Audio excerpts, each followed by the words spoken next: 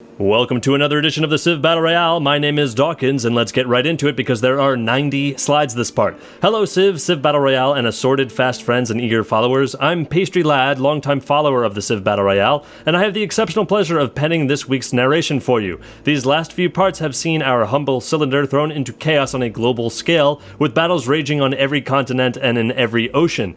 Will the senseless violence continue? This part's ominous numbering seems to suggest so. Also joining us today will be veteran commentator T.A. Knight, who has gladly stepped in to help add in much-needed info, insight, and oversight. This week's artwork is done by user Cardboard Mech, presenting the tragedies of the stagnated Vietnamese-Australian War, and the horrors of all the people who reside on the front lines. Make no mistake though, it's going to be much, much worse. Here we have the pixel-accurate map by Edzy1991, who painstakingly looks for changes across the worldwide map every part. Nothing escapes his eyes. The Boars still keep their location at the top thanks to their powerful stats despite their relatively low aggressiveness. The full album of power rankings can be found in the description below.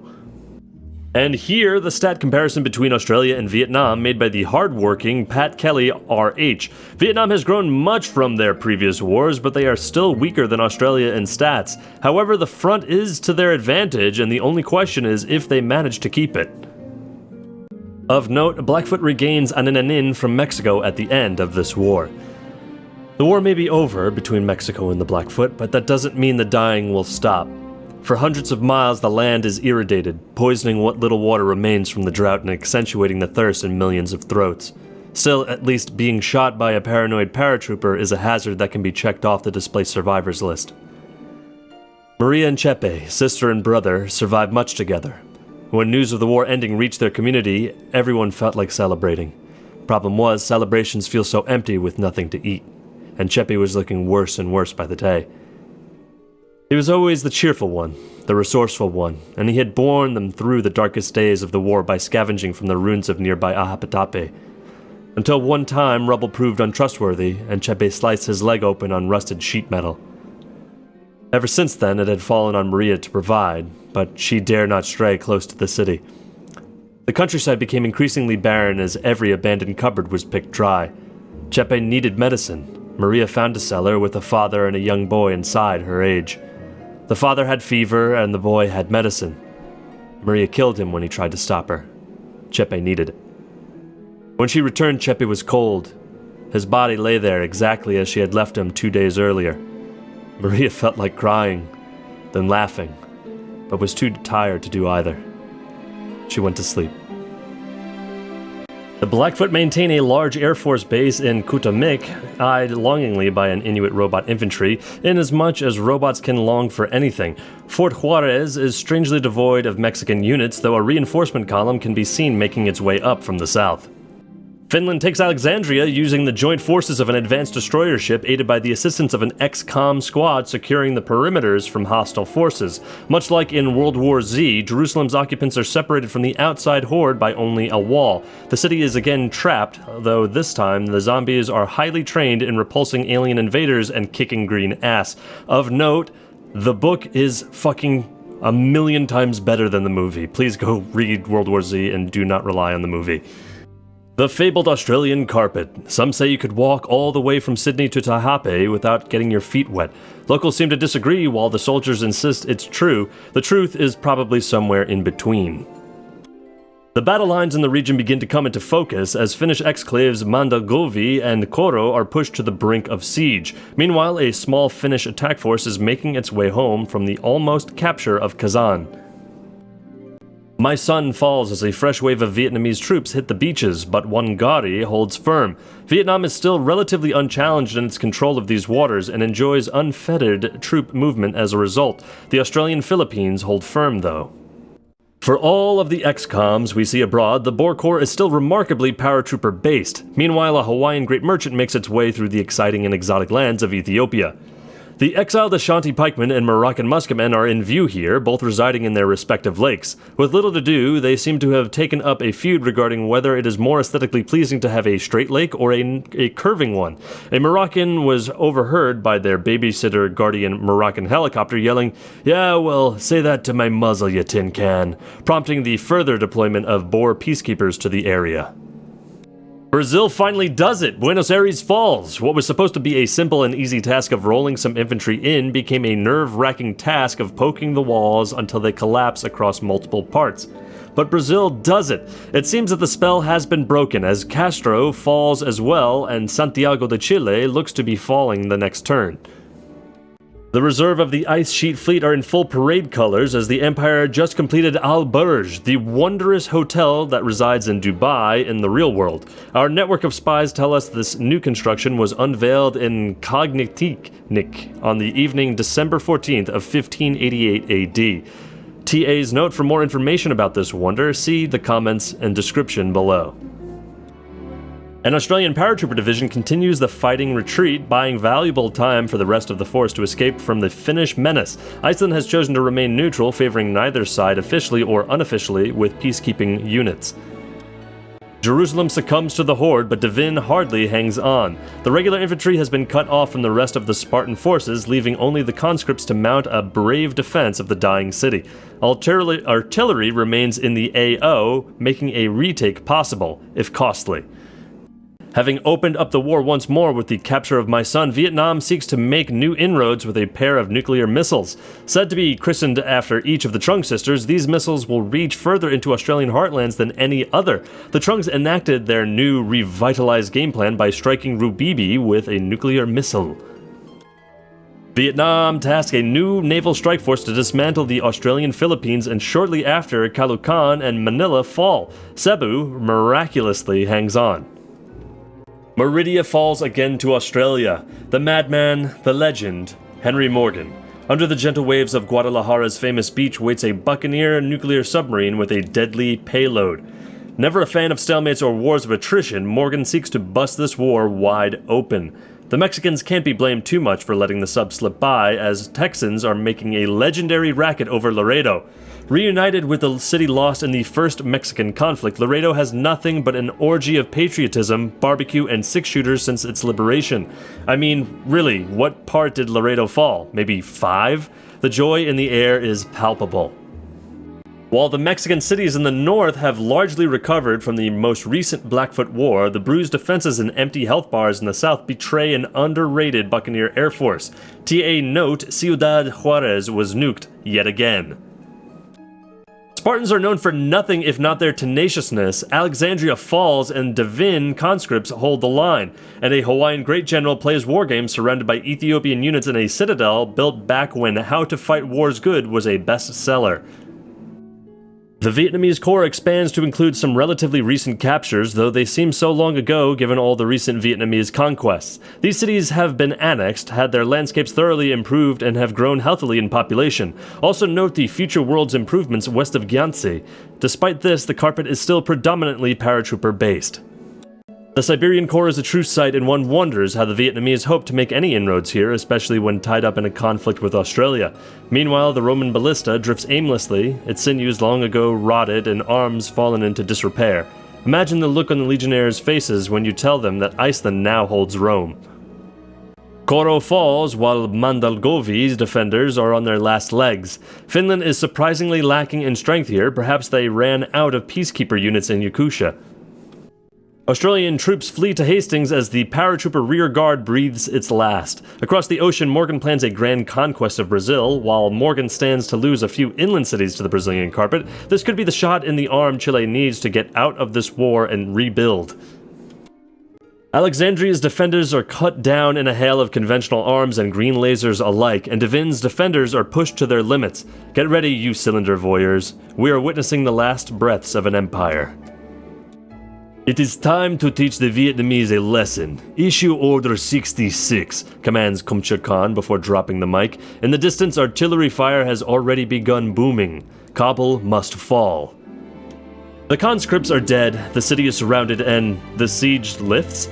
Ever one to toy with his prey, Kekkonen of the Finns is satisfied with the humiliation the Spartans have endured. The regular infantry, broken free of the XCOM encirclement, cry at the sight of Divin. The city may not seem like much, but to a poor man, pennies shine like gold. The Swedes may need to modernize their ground forces, but they can certainly boast a modernized air force, a stack of drone fighters, an atomic bomb called Tonsberg Home, and one can only assume more drones comprise the 9 of 10 deep stacks in Trondheim, Bergen, Oslo, and Stavanger. Perhaps all is not lost against the Boer menace. On all fronts, the Chilean army looks to be worn and tired, while the Brazilians seem to bring a never-ending wave of reinforcements. Perhaps Chile has stretched its defenders too thin and will soon have to bear the loss of 3 cities in a single turn. Time is not on Chile's side, but at this point, what is? For those of you fledgling masterminds out there, here's a strategic view of the situation. What would you do in Chile's position? TA note Puerto Montt and La Plata are nuked by Brazil, being the first nukes thrown by Brazil this game, and the first nukes landing in South America in general. Winjana has become the latest city to suffer a nuke, with half the population, its neighbors half health, and a suspiciously glowing countryside. Despite this, the Australian media control has been tighter than ever. All official reports cite a reactor meltdown as the cause. In case you were having a hard time telling between sand and glowing glass, here's a view that is sure to ease your troubles. The extent of the fallout is much more clear and can be seen to be truly massive. The capital of Santiago de Chile falls, while Puerto Montt and La Plata are experiencing a shortage of able-bodied defenders. Worst of all, Chile seems to be lacking city-taking resources outside of bazookas. It seems Iceland has overplayed its hand and will likely suffer international sanctions as a result. Finland, under much duress, has requested that its own embargo be lifted for the good of the country. Not many are sympathetic. Finland gathers whatever is left of the Yakutian peacekeepers and attacks Koro again. Additional forces also jump from the mainland Finland and Turfan and land to the north of Beshbalik, trying to steer the Mongolian management into chaos. Sibir is having difficulty moving units through the Finnish peacekeepers, but the bombers face no such blockades and bomb Kabul and Lashkar Gah to 0 health. To get to these, though, they will need to make a clearing in the Afghan forces first. Oh, Jesus Christ, it wouldn't be a world war part without another massive declaration of war. The Boers join with Finland and declare war on Sweden. The Boer Corps is massive and full of units, but with Finland in the way, the Boers will face difficulties moving this carpet forward. The Boers do have a small XCOM force in Messine, and plenty more are coming. While XCOM are slightly weaker than the Swedish Power Armor Infantry, or PAI, the Skynet Wonder means that the XCOM Boers are stronger anyway. Finland, however, is still recovering from the war against Sparta, and most of the nearby forces are just paratroopers. They do have PAI and mech artillery of their own, but their low production capacity may pose a problem. Finland has few aircraft units nearby, but the few they do have are highly advanced. These will come in handy against Sweden. Sweden doesn't have that much more, but on the air, Sweden is superior in the moment. On the ground, it's a different story, however, as Sweden has very little land units compared to Finland. Their moat should be helpful in defense, however, since Finland has very little ships in the area. First move goes to Finland, who brings their planes from the war against Sparta and immediately bombs nearby Swedish cities. Finland knows they are weaker on the ground here and are not going to let Sweden have the lead here, at least until the Boers move their forces forward. At the north, Finland surrounds and attacks Gdansk and Turku, pushing Sweden back to their side of the moat. Helsinki is very vulnerable here, however, and Finland will never be forgiven if it falls. On the Mongolian front, Finland retakes Koro, but it doesn't look like they will get any further than that. On the south, Beshbalik and Sanchu are taking damage as Finland is trying to do what Korea could not, take Karakorum. Sweden goes next and wastes no time crippling the Boer advance by nuking Messine. Taking Messine and Mantinea will give Sweden a valuable time to deal with Finland and repel their forces before the inevitable Boer smash. Just of note, we have reached the halfway mark. Sweden effortlessly smashes through Finnish defenses at former Byzantium and Adrianople and Constantinople, both taking heavy damage. If they can take and hold these cities, Sweden could take the opportunity to take the former Spartan Empire, a war Sweden missed out on. The north is more balanced as neither side is really opening an advantage and all border cities are taking damage. Finland sends units all the way to Linkoping as they try to flank the Swedish forces and attack where it hurts. It's a great idea. Instead of fighting through the moat, attack around it. A view of North Africa shows the massive contrast between the Boers and the Buccaneers, though this is partly because of the Vietnamese carpet residing in Buccaneer territory not too many parts ago. The Buccaneers have no excuse anymore, though. Without a carpet, they have no way to declare war on any nearby civilization without losing multiple cities. The Boers build one of the very last remaining wonders, the Ultima Tower.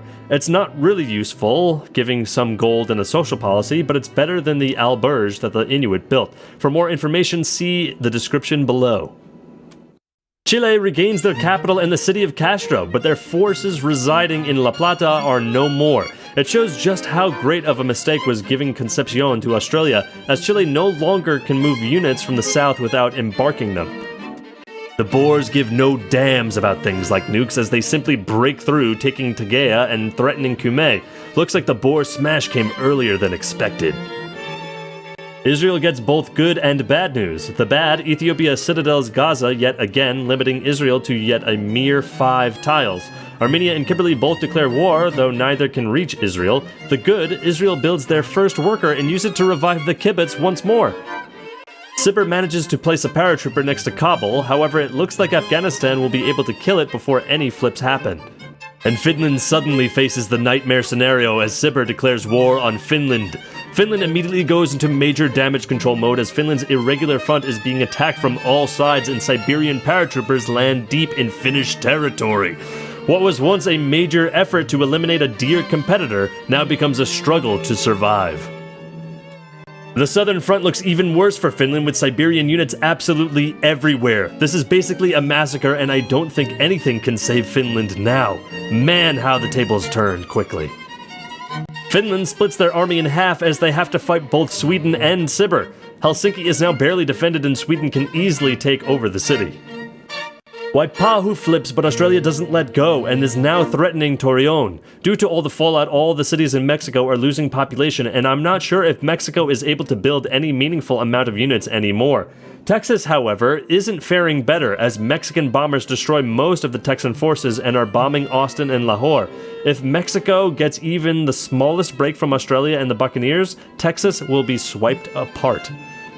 The Blackfoot can celebrate a bit now as they manage to regain one of their lost cities with only the price of several nukes. They can now recover and observe the happenings in Mexico and see if they can regain their lost fame. Vietnam goes in an all-out nuke spree, nuking Australia and Japan apart and taking Gladstone. However, Australia is moving in with a small squad from Hawaii, looking to take back cities they lost in the wars. A side effect of the Siberian declaration of war on Finland is that they lose Montagovi to Sibir. Koro could fall to either Sibir or Mongolia at this point as Finland runs out of forces in the area. An old citadel is shown here where Sibir citadeled North Vietnam. They have open borders now, so it seems like they have gotten over it. You never truly know with this AI though. Another log of spy information, mostly useless as their plots against dead civilization, but the most interesting is the one at turn 690, where both Australia and the Buccaneers are seen plotting against Brazil at the same time.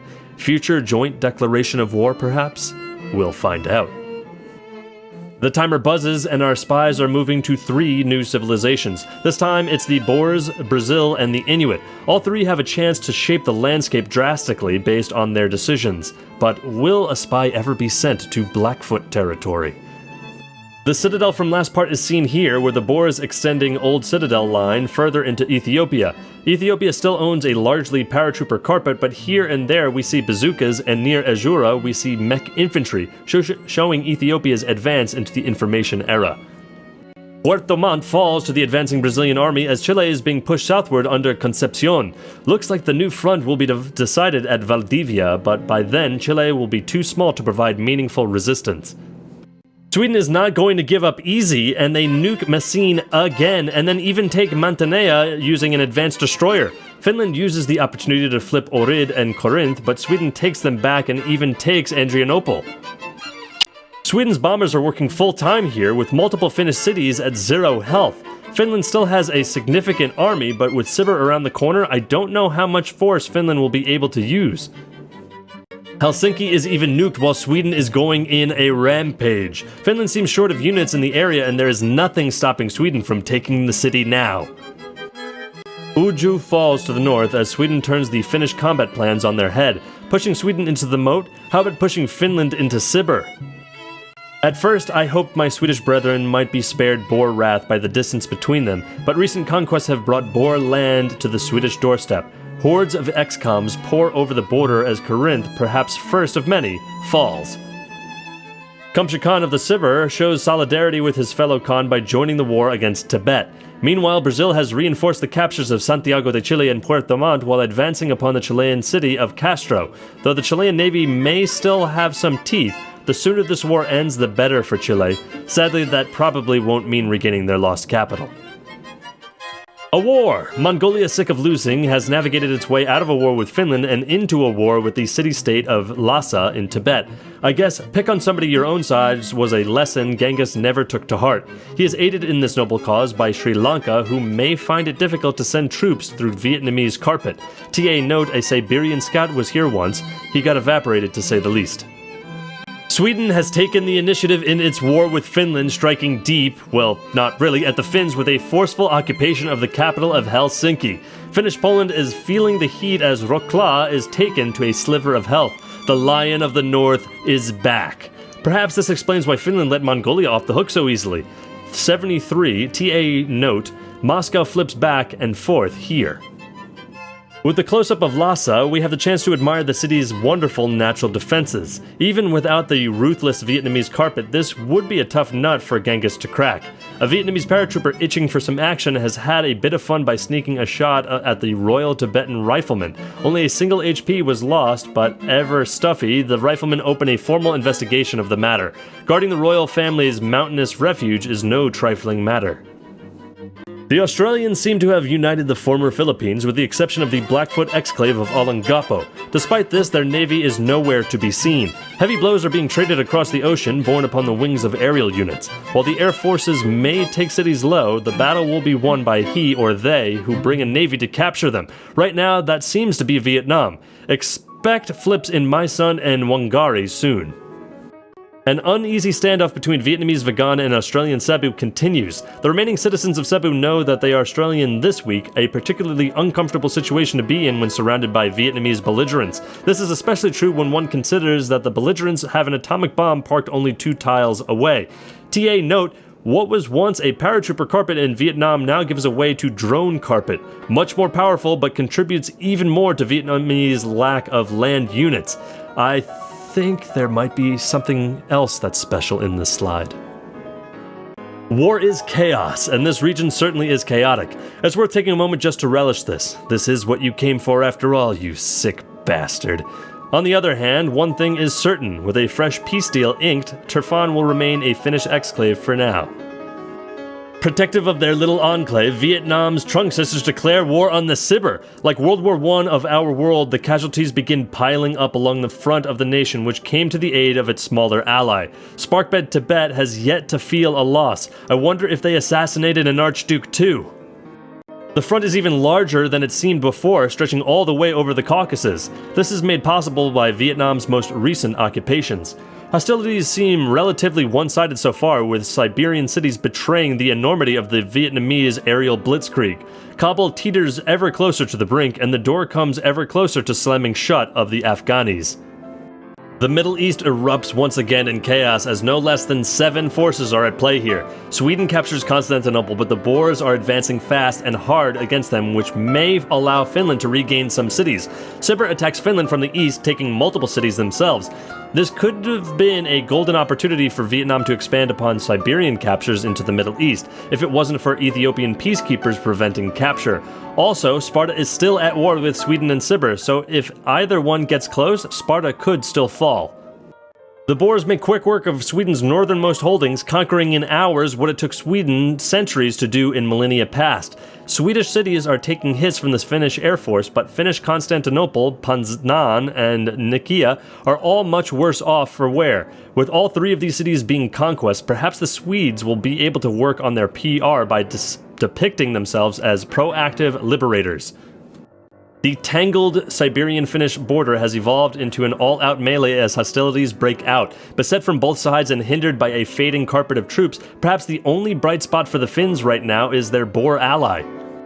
The Inuit maintain the most impressive manufactories in the world, trailed by the Boers, followed by everyone else. Australia and Vietnam seem to be quite equal in industrial power. What could the Vietnamese be focusing their energies on if not more troops? Australia is 158% the size of second-place Inuit. Let's just appreciate how large that gap is. If it really is something in the waters of the Pacific that drives nations to bloodthirsty victory, then Australia's future is bright as it seems they control most of the ocean. The Boers, of course, maintain their numerical advantage in military power, but the distance between every other nation ranked third or lower is really quite regular. Australia seems to be winning the long game in its war with Vietnam, who will have to make a move much sooner if it hopes to emerge the victor, especially now that they're at war with Siberian. TA note, Vietnam recovers a bit in units, but more importantly, Finland and Sweden plummet, with Finland losing 570k military power and Sweden losing 400k. This is even more severe than it looks thanks to the logarithmic algorithm of military power. Australia has edged out the Inuit by a mere 2 cities while the rest of the pack follows the leaders, starting at 33 cities behind. Korea, peeking into top science output, is at 11th place, has just made it into the top cities list in 12th place. Korea's science output remains small, but this seems not to have hindered the rising nation, who have chosen to go, relatively speaking, for a taller empire, by CBR standards at least. The Boers' tech lead over runner-up Inuit dwindles in terms of both size and relevance as the end of the tech tree approaches more nations. Korea has made an impressive push in the sciences and is now trailing the Inuit by only 3 technologies. Between their recent conquest, decent AI tacticians that successfully navigated a multi-front war, and now this development, we may see a global power in the making. Perhaps it is something in the water, as many of the most successful nations seem to be near the Pacific, except those poor Hawaiians, of course. TA note, the most surprising here is that Australia made another leapfrog in tech, getting 5 technologies in the span of a single turn. Catholicism has become dominant in terms of numbers of followers, but is followed by Eastern Orthodoxy rather than the longtime rival Judaism. This development is likely driven by the Boers' obscene population growth of recent. As is tradition, 9 of the party pope's most devout disciples make their mark by throwing sick ragers, according to one witness. We end this part with this religion map, presenting a worldwide view that appears far more unified than the reality. Mexican Catholicism has spread to every corner of the Americas and Greenland, while Japanese Shinto has swayed much of the Inuits' core in Alaska. Ethiopian Eastern Orthodoxy and Israeli Judaism have provided rare common ground for the peoples of their continents, while in the East, brother slays brother as Buddhist Australia and Buddhist Vietnam continue to murder each other by the millions. And with that ends another edition of the Civ Battle Royale audio narration. My name is Dawkinzz, and I hope I did not butcher as many cities' names as I usually do. It is of note that Burger Creek is on vacation for the next couple of days, weeks, I'm not sure, but I will be doing the audio narrations for him in the interim. So expect me next time. And with that, we'll see you next time.